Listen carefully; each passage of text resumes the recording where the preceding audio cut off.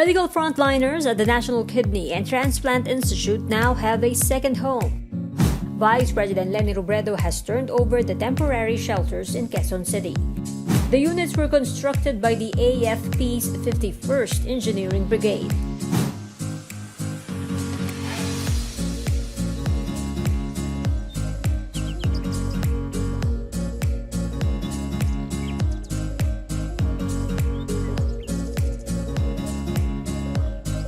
The construction of the shelter is part of the Office of the Vice President's Oasis Project.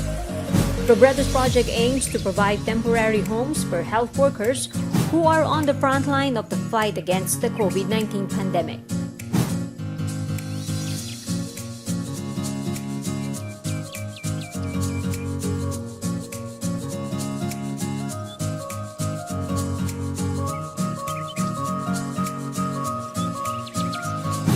This is the OVP's third shelter under the Oasis Project.